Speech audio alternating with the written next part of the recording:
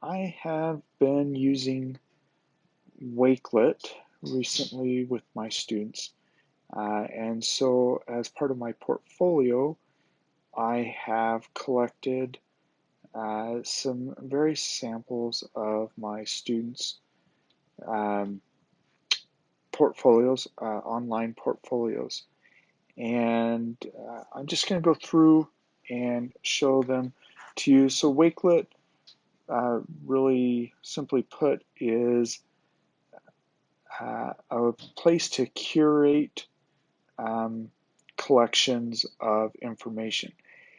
Uh, the closest thing I can think of to this that everyone understands is Pinterest, only Wakelet is a lot safer, and you can pull from uh, social media content, YouTube, Google, your Google Drive, and so on. So it's really nice. And so I uh, grabbed some of my students' um, portfolios and put them together in this Wakelet that I have shared. Uh, and I'm not signed in just so I can make sure everything is running. So we're going to start here. This is for my digital media class that I have been teaching this semester. Uh, and This isn't a great example because she hasn't posted since February, but um, and she's not posting her images big. Anyways, we can see, we can go through and see the different projects that she has been submitting. She's It's a blog. She's not doing much writing, but these assignments, um, we were covering so much information so quick that I wasn't giving them a lot of writing assignments. This is a fun one that she did on her own, and this is what I really wanted students to start using it for, was posting their own work as well as classwork. So of the four assignments, or four images she has posted, one of them is a personal project. The other three are class assignments. And I think that's perfect. And now, moving on, this student is in the same class, and we can go through. If we click on the post itself, we can see now one of the things that I ran into, one of the problems, was students who were putting their work in there, but they're not allowing it to be clicked on to see a larger view. So all we ever see is the thumbnail. But this one, they had to create a portrait of someone that they looked up to, um, personal uh, friend or relative that they looked up to, using words that describe that person or quotes from that person. And of course, you can leave comments about the work and so on, just like in a regular blog. And then her Frankenstein and her pixel art. She did this lemon character. Um, Going back, let's find. So here is a current photography student. Now, this is the way that it should be. This is how I want it to be when they post an image. I want to be able to click on it so I can see the image larger. Let me turn that off. Let's go into full screen mode. All right, so um, this is really good. She's been working really hard during this soft closure. I can go back. and then she's posting. I refer to it in class as Massel. This is just so that we can see that I can see that they're working in manual mode and not auto mode. Okay. And we can just go through. She's following a theme, personal theme that she chose, which I think has worked. Here was an exercise that we did in class, um, and then her photos for texture, close, closer, and closest. Okay, and then some of their writing assignments as well. Um, so that's a really nice blog. This one. Okay, so when the students create their blog, they can choose the type of um, format that they want for the blog. And I think in the future that I'm going to change that a little bit uh, so that we don't have this issue where all I see is a thumbnail. I need to be able to see the images better. And then she's been really good at writing in her blog. Um, she just posted that a couple of weeks ago.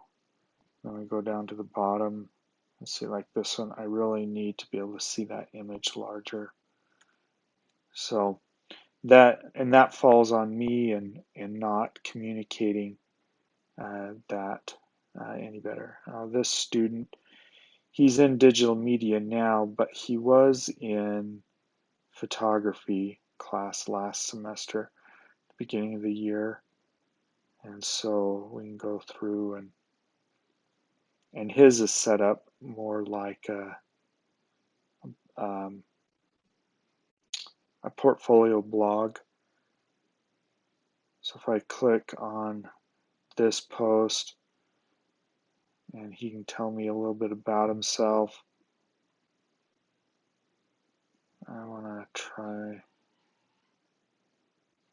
something here. Yeah, see, I still want to be able to see those images. This is a very humorous story.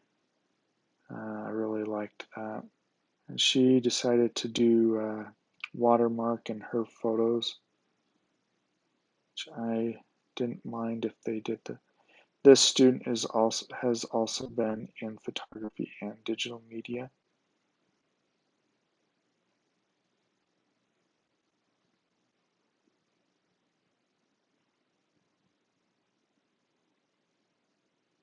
And she did her writing assignment.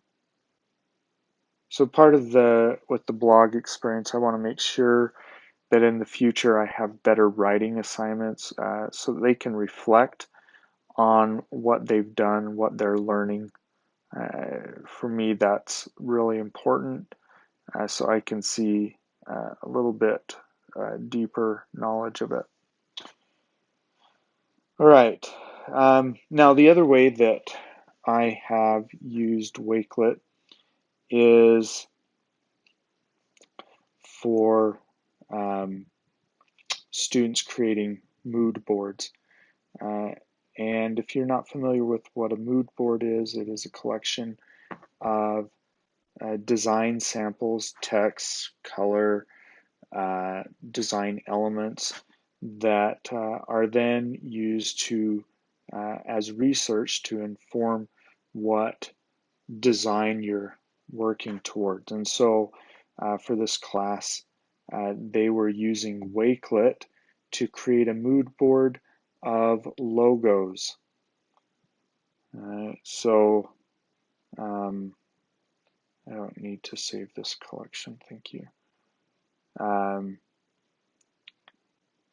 and so she has gone through and posted these images, and then if I click on it, and I can just flip through it. So I think that Wakelet is a really strong way to create a mood board. I have, who is it, George Couros. This is what he uses.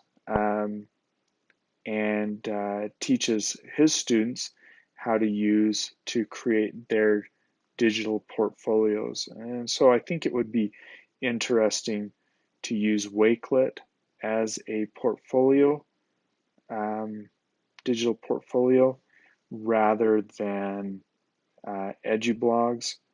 Um,